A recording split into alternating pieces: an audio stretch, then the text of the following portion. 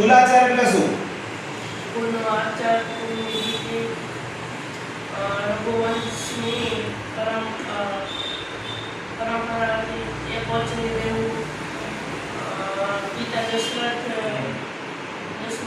કૈકેયીને આપણા દેવતાઓની પૂર્તિ કરવા શ્રીરામે રાજ્ય ત્યાગ કરી 14 વર્ષ વનવાસ કર્યો. માતા ચાતક શિશુને શું ન કરવા કહે છે અને શા માટે? માતા ચાતક શિશુને ચાતક શિશુને તળાવનું કે કોઈ અન્ય જળાશયનું પાણી ન પીવા કરે છે. શું કામ?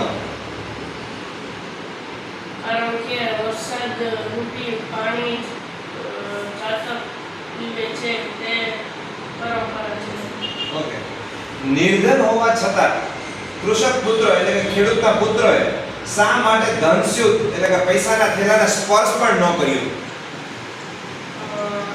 પૈસાનો થેલો જોઈ કૃષક પુત્ર ખુશ થયો.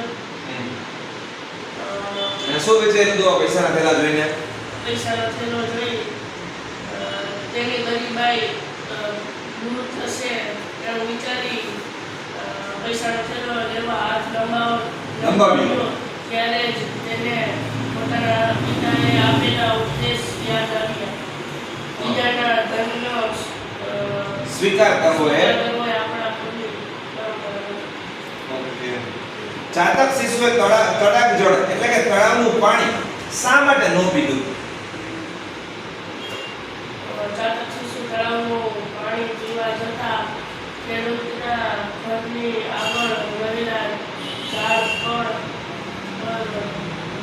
બેસે છે. ત્યાં